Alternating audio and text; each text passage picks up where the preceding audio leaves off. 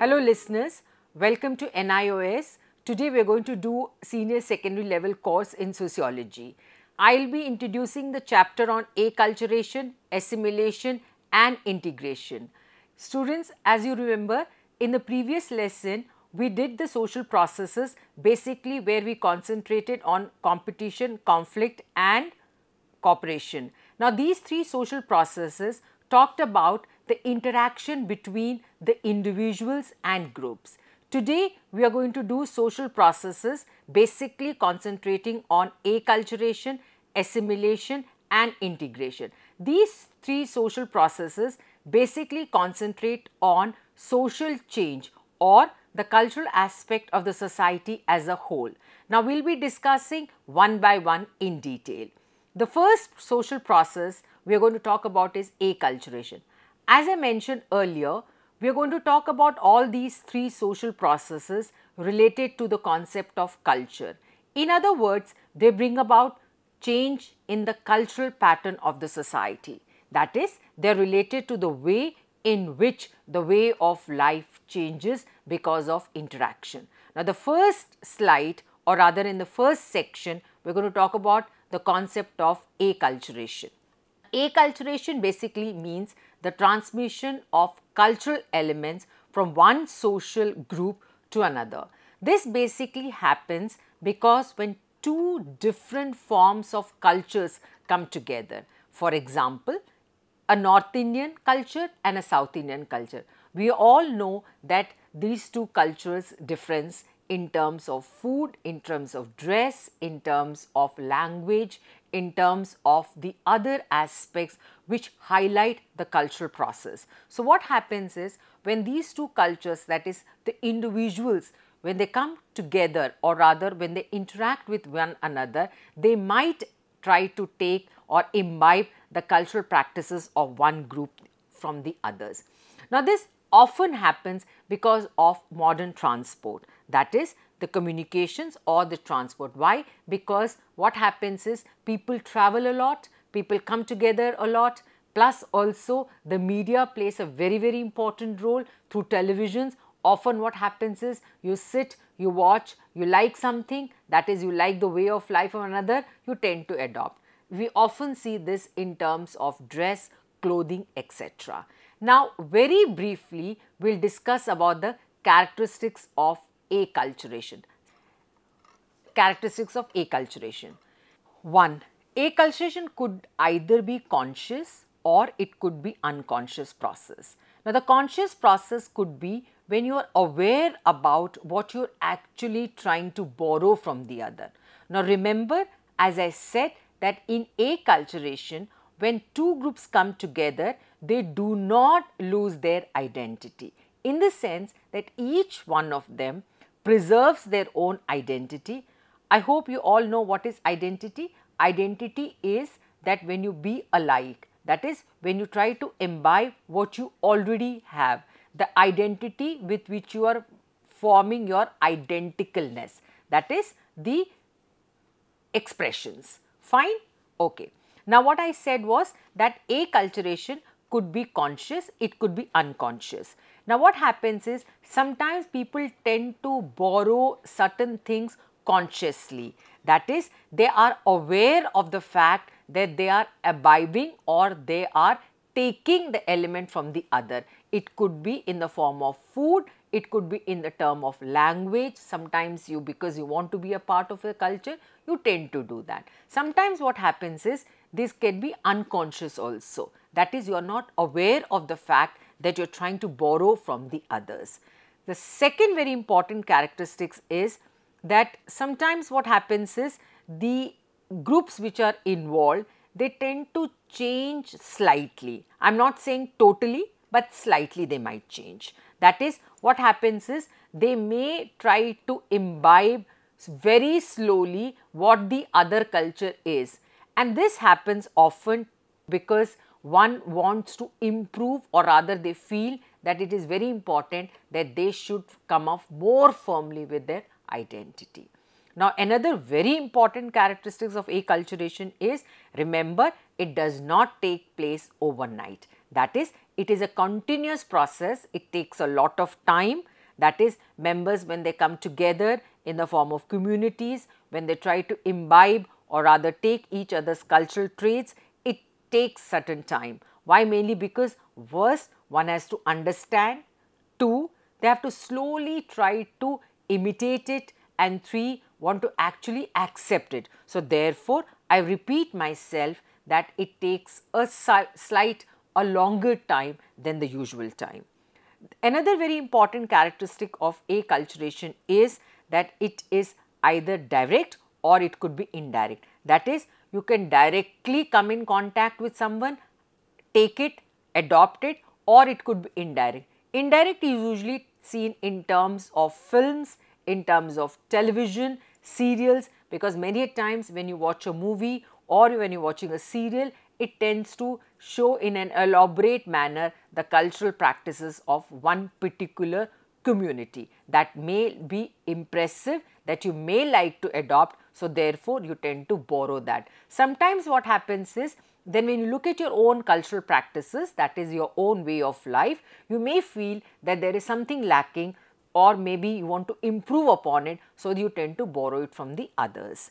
Now, the other very important characteristics which you must all remember is that acculturation is a precondition of assimilation or integration. That is, acculturation, that is when two groups come together, when two communities come together, when they try to borrow some things, sometimes what happens is, when the borrowing becomes slightly more, it might turn out to be another social processes called assimilation or integration. These two concepts we will be discussing later.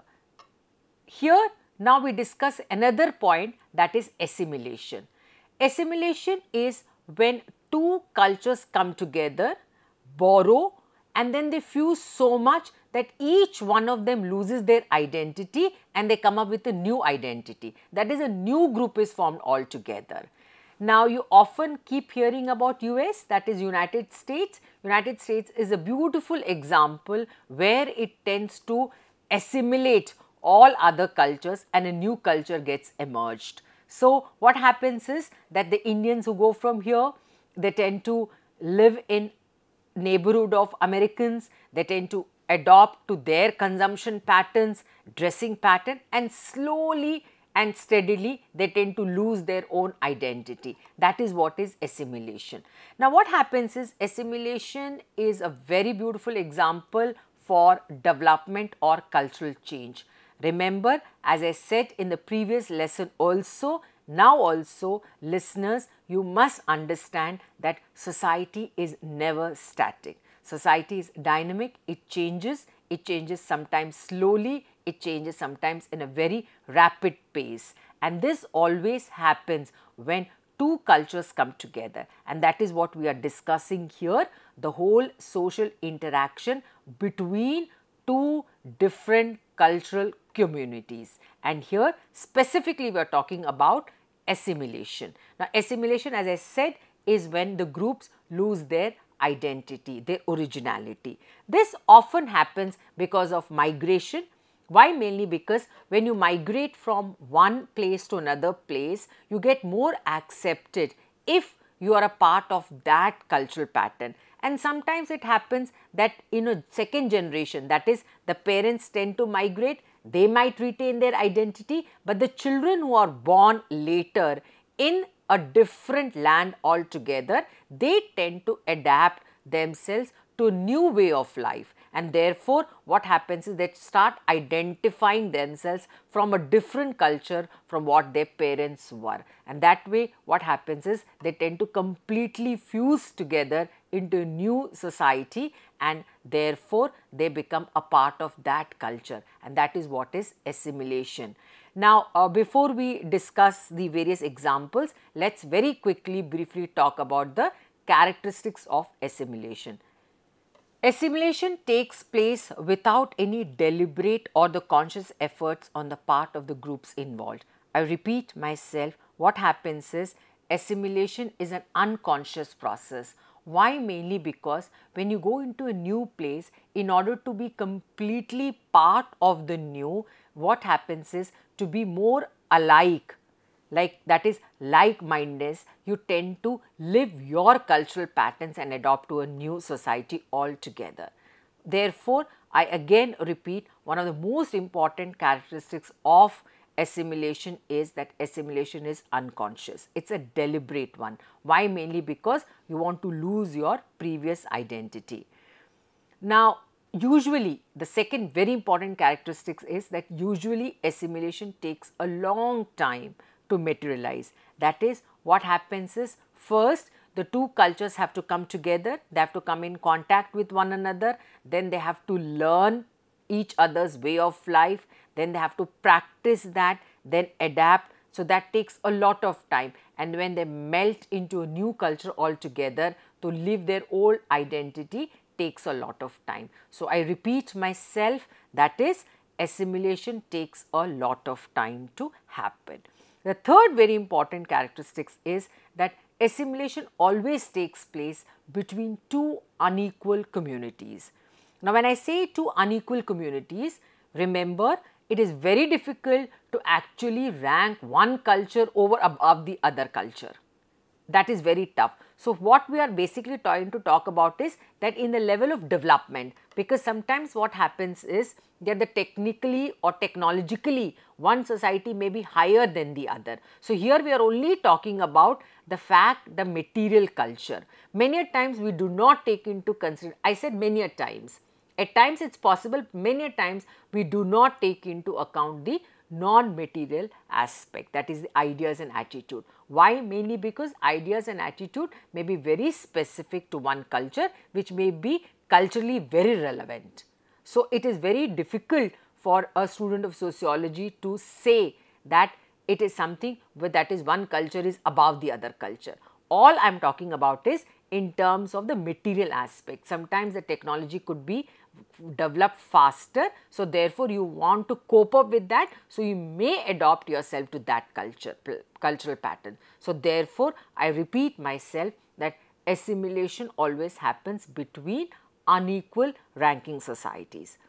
The very important characteristic is that assimilation is not a temporary one. It's something which is lasting and it happens forever. That is, once you lose your old identity, you can never retain that. So, you adopt to a new identity. So, your identity completely changes. So, remember, assimilation is when you lose your previous identity and form a new identity. And one beautiful or very good example of assimilation is American society. The third very important social process which we are going to discuss is integration. Now, integration is a process when the groups come together as a single unit, they tend to integrate, that is, they tend to remain together and force people to work together. Why? Mainly because integration is very essential for cultural growth, for any society to grow, and society always, as I said, grows from simple to complex, from homogeneous to heterogeneous. So, therefore, it is very, very important that there should be integration. Why? Mainly because integration brings about satisfaction. Groups are formed to satisfy the needs of individual members. I repeat myself, it is very, very important that the groups which are formed, the communities which are formed are having or giving their members or the society a sense of security, a sense of belongingness, a sense of a similar category. So, therefore, what happens is integration becomes very, very essential. Now, we discuss about the components of integration. Components means the different parts. It is very, very essential for us to understand the components of integration, mainly because sharing of common characteristics facilitates group solidarity resulting from division of labor, reciprocal relationships and interdependency. Now, this aspect of division of labor because of integration is explained very clearly by our founding sociologist, that is Emile Durkheim. Now, Emile Durkheim in his book Division of Labor very clearly explains that due to specialization and development, it is very essential that there should be a division of labor.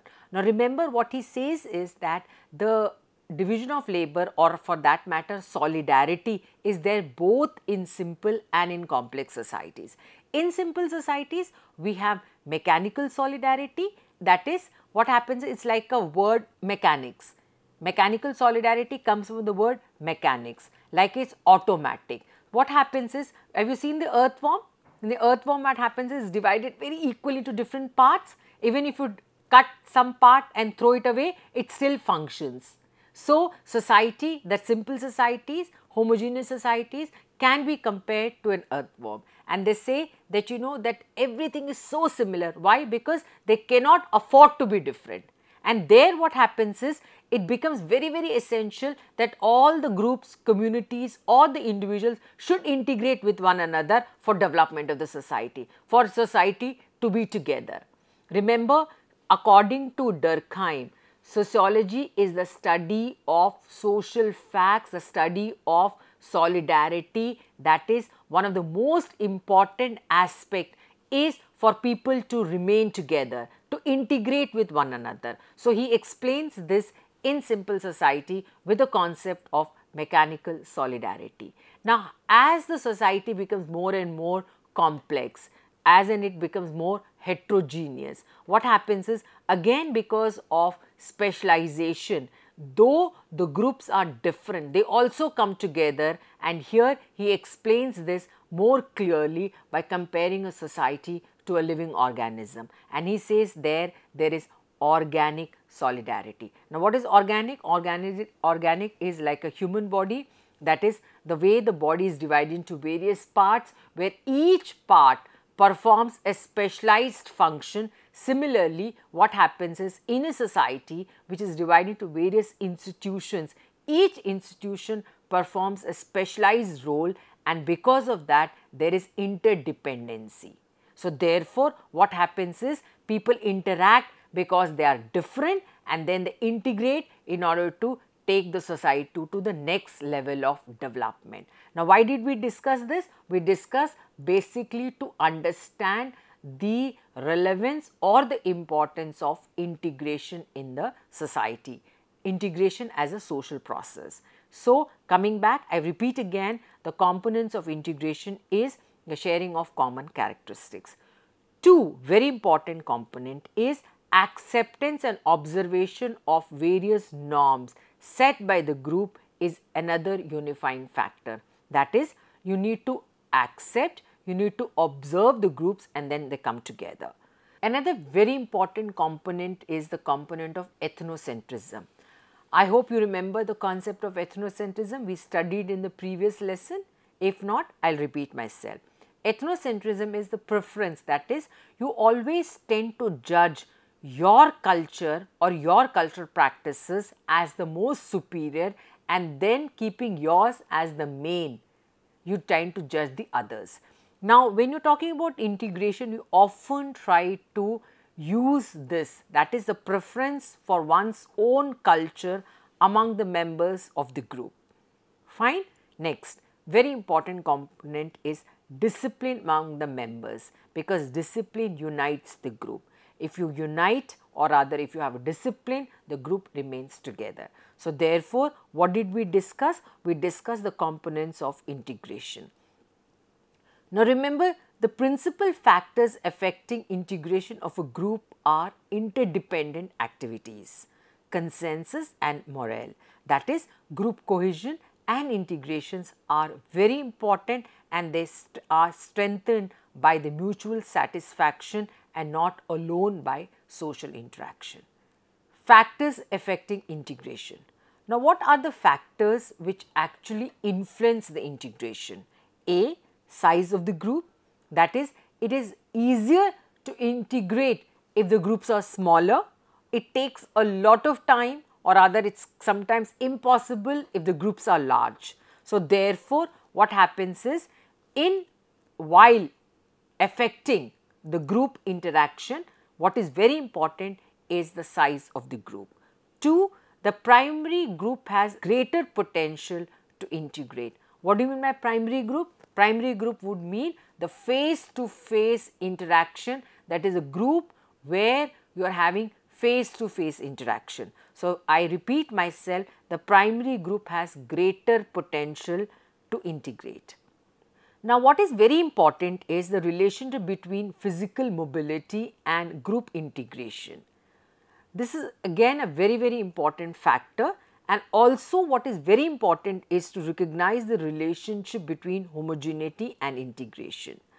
Now, what happens is mobility introduces, you can say, a stranger into the group, and the problem is how to assimilate him without actually harming, or rather without actually discouraging or being negative to the group. So, what happens is that it is very important, the larger the proportion of the newcomer, the greater is the resistance of the established group to their integration. Characteristics of integration. Now, integration is a very complex process in comparison to the other social processes which we discussed, that is acculturation and assimilation. Why? Mainly because what happens is two different cultural groups coming together who actually were very different, now to interact with each other or integrate with one another, as we can always say or see and observe, is a difficult task, or rather we can say it's a complex. There is a difference between difficult and complex. Now, it is complex mainly because it requires structural adjustment on the part of the groups involved. Structural means what it is composed of, what it is made up of.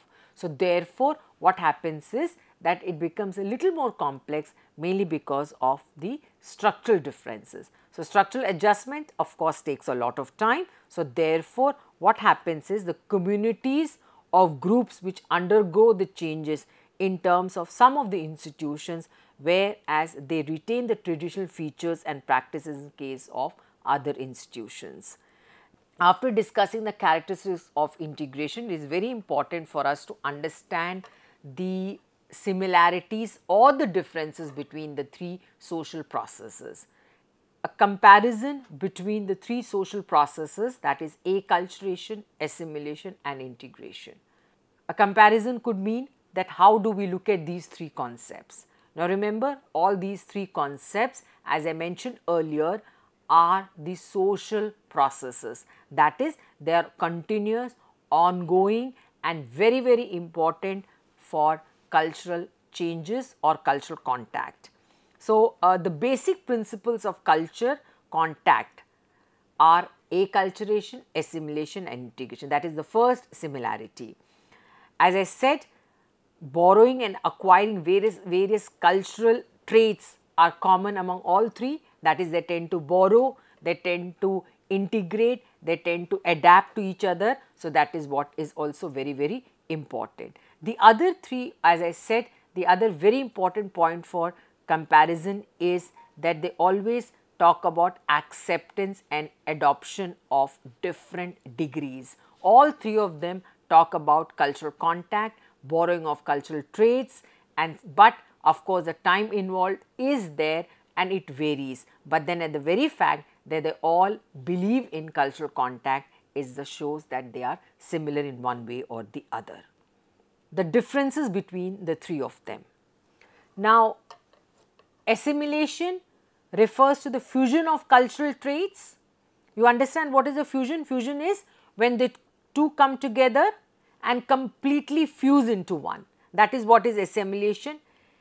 Acculturation relates to transmission of cultural element, that is just the borrowing, sometimes very good ones, sometimes in order to imitate, in order to be a part and parcel, you just tend to borrow and be a part of the wider society. Whereas integration is what happens is when the members are brought together, they tend to maintain cohesiveness and solidarity. It brings about stability to the group. So, integration brings about stability to the group. So, that is what is the first difference. I repeat myself, assimilation, fusion, acculturation, transmission or borrowing, and integration is to bring about stability. The other very important differences between the three of them is that of course, all three of them are continuous, but acculturation is a continuous process as against integration and assimilation. Why? Because acculturation is just that you do not tend to change your identity. So, when you do not change your identity, it does not become a threat to your identity. So, therefore, there is a preference for this.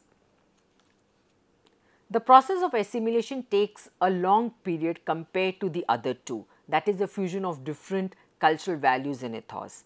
As against this, integration refers to cultural pluralism. What do you mean by cultural pluralism? Cultural pluralism is when you have different forms of cultural traits. That is, say for example, in terms of the dress pattern in South India, the way the sari is worn is different. That is, somewhere lay more emphasis on the border, somewhere on pallu, somewhere maybe wear on the right side, some may wear on the long side. So, therefore, what happens is you have a different cultural practices. So, therefore, what happens is that in order to adapt or in order to be a part of it, it takes a lot of time. As against this, integration refers to the cultural pluralism, voluntary and incomplete assimilation. This takes place in a shorter period of time. Acculturation at times is apparent and causes quick social change. So, I repeat myself, the process of assimilation takes a long time. Acculturation is apparent and causes quick social change. You understand what is social change? Social change is when a person in a society or a community or a society changes over a period of time from one cultural practice to another cultural practice.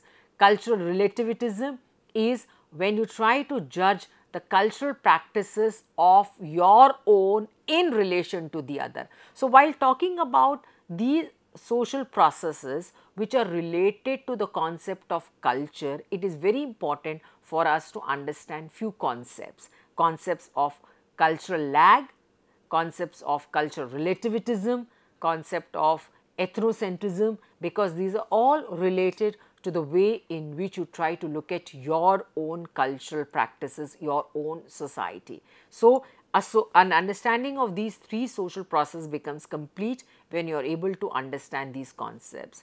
Now, the concept of cultural relativism we discussed, the concept of cultural pluralism we just discussed, ethnocentrism we discussed. Cultural lag is something I think I should repeat. Cultural lag is because every culture has two components, the material culture and the non-material culture. The material culture refers to technology, the non-material culture refers to ideas, attitude, opinions. And many a times what happens is the technology, that is the material culture, moves faster than the non-material culture. Why? Mainly because I will give you a very simple example. Now, what happens is washing machine came much before, then the idea of washing clothes by hand and keeping the fact that since clothes are your own personal belongings, you would prefer to wash it on your own. But then washing machine is less, or rather you can say maybe more expensive but less time consuming. So, the whole idea of adapting to that takes some time. I will give you another very beautiful example of how the toilets earlier, people used to say that the toilet should never be inside the house, but over a period of time they started coming inside the house, and now it is that each one prefers to have their own toilets. When the guests come, the first question which is asked is who is going to use or rather they will use which toilet. So, that is what the whole concept of cultural change is all about. So, this is how the whole concept of cultural contact, or rather you can say material and non-material culture, is seen, and the lag between these two is what is referred to as cultural lag. Why I talked about all these concepts is that while understanding the concept of assimilation, acculturation and integration, we must remember these three concepts or these four concepts which I just discussed. Now, the last very important difference between the three is assimilation is considered as a very natural product or rather very natural process, is unassisted process, whereas acculturation and integration are social processes which are assisted by cultural contact and can be promoted directly. I repeat myself, where assimilation to a large extent is very natural, the other two concepts are unnatural and they are done openly because of cultural contact.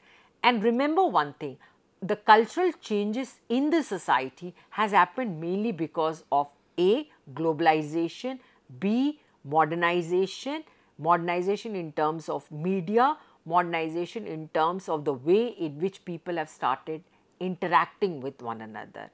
Now, summing up, all I would say is that these three concepts are very, very relevant in this modern era. Why? Mainly because in modern era, because of high consumption, travel, migration has started happening very frequently and at a very large scale. That is, people tend to move from one area to another area voluntarily, involuntarily. Development is happening at a very fast pace. So, in order to cope up with that, people tend to interact, move very, very fast with each other. So, communities come in contact with one another. Media has played a very, very important role in trying to bring different cultural communities together. Thank you. I hope you have understood today's lesson, the lesson on acculturation, assimilation and integration.